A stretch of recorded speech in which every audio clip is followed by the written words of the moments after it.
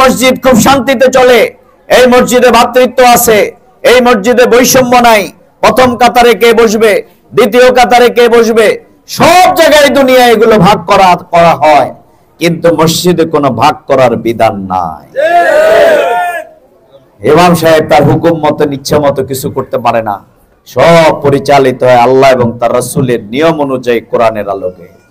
সুতরাং এই মসজিদের নেতা যেরকম আমাদেরকে পরিচালিত করে, এই মসজিদ যেরকম শান্তিময়, আল্লাহওয়ালা নেতৃত্ব যদি আমরা এই সমাজ এবং রাষ্ট্রের জন্য মেম্বার, চেয়ারম্যান, এমপি, মন্ত্রী, আমরা যদি রাষ্ট্রপ্রধান, প্রধানমন্ত্রী এই আল্লাহওয়ালাদেরকে বানাতে পারি, তাহলে মসজিদের মতোই সর্বত্র বৈষম্যহীন একটি সমাজ, উন্নত সমাজ, মানবিক সমাজ, ভ্রাতৃত্বের সমাজ আমরা প্রতিষ্ঠা করতে পারবো ইনশাআল্লাহ।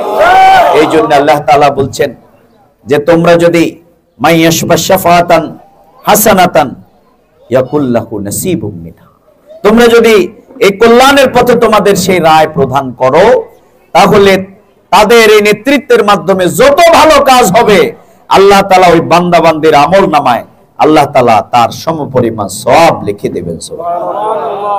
আর যারা এই সাইয়াদকে প্রতিষ্ঠা করবার জন্য ওই খারাপ নেতৃত্ব, ওই খুনি, বদমাশ, দুর্নীতিবাজদেরকে যারা সমর্থন করবে, আপনি দুর্নীতি করবেন না, আপনি খুন খারাপি করবেন না, কিন্তু যেই নেতা বানালেন তিনি যদি খুন খারাপি করেন, জেনাবে বিচার করেন, অন্যায় অবিচার করেন, লুটপাট করেন, আল্লাহ তাআলা বলছেন বান্দা বান্দির আমল নামায় আমি সে অপরাধের অংশ লিখে দেব। কোরআনের কোন সূরার কত নম্বর আয়াত? সূরা নিসার 85 নম্বর আয়াত। এই ভিডিওর সামনেই তো বলতেছি।